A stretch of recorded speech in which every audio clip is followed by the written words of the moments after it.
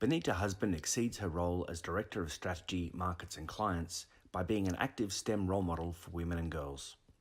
With this, she discusses views on the importance of STEM in education and for it to be more transparent and accessible from early childhood. Well, firstly, thank you. Great. Thank you. Thanks. What's the sudden drive for STEM, the importance of it in Australia's journey, and where will Australia be in the next 20 years if we don't focus on STEM in education now?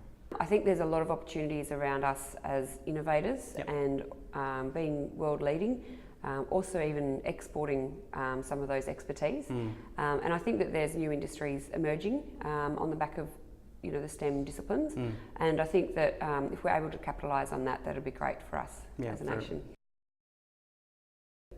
My understanding of the push around STEM and STEAM is actually coordinating and combining those subjects when they're taught around a unit of inquiry, rather than teaching them individually and saying, okay, you're doing maths now, is actually incorporating it into a unit of inquiry that might be space or it might be the world around us. Elements of the project naturally involving maths as opposed to sitting down and just doing maths. I think for especially younger children, introducing art is often a palatable way of exploring some of the STEM topics. So, for example, in drawing there's a lot of geometry. In art, mixing colours, there's science. My daughter's kindy class did a little unit of inquiry on rainbows, and for me that's physics.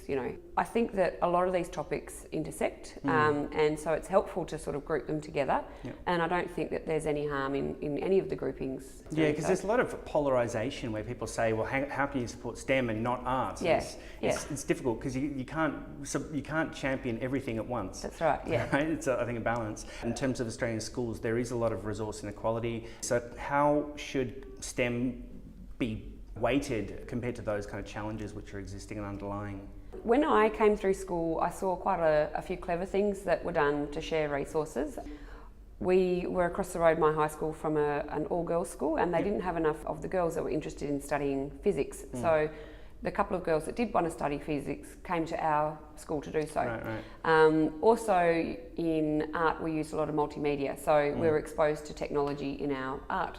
So I think that there's lots of clever ways of sort of mixing resources or sharing resources where you can.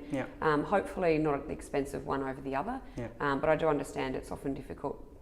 What I personally have seen is, rather than being disinterested or prevented, there's almost this third thing where they're not aware of the opportunities. For example, there aren't a lot of female role models necessarily, or there's not a lot of careers where it's sort of a stereotype for women. So young girls might not consider it, whereas if they were aware of what it was, exposed to it, enjoyed it when they were younger, then they may explore it further and actually choose to do it. So I think it's almost been like a missed opportunity rather than a active prevention or a disinterest as such. Cool. So I've found it a really fulfilling career, and if there are any girls or women considering it, I'd highly recommend it as an option. Fantastic. What are your views about the visa arrangements in terms of trying to get people more onshore, and the kind of, it creates competition, but how much does that actually foster our learning onshore? Australia is a unique climate and it's a unique economy, and our community has different wants and needs. So I do think having those homegrown skills are really important. In Australia, we have a bit of an engineering skills shortage, and we have, ever since I've graduated, it's been spoken about. So I think that it would be great if we can make it easier to bring the skills in. International experience both ways is really advantageous for Australia. So getting engineers and scientists and others into Australia, we learn from them. Because I think that the world has so many different climate conditions, labour costs. So innovation comes from those challenges. As a country, how we can ensure that we retain our talent is to make it, I guess, easy for industry to be here. So if there's industry here, if there's jobs here, if there's exciting work here, people will stay. So investments in industry will keep our talent here, because there'll be exciting projects to work on, there'll be good jobs, there'll be something to come back to. Nice, I like that. And just to wrap up, what do you see as the biggest opportunity for Australia in the next 20 years around STEM?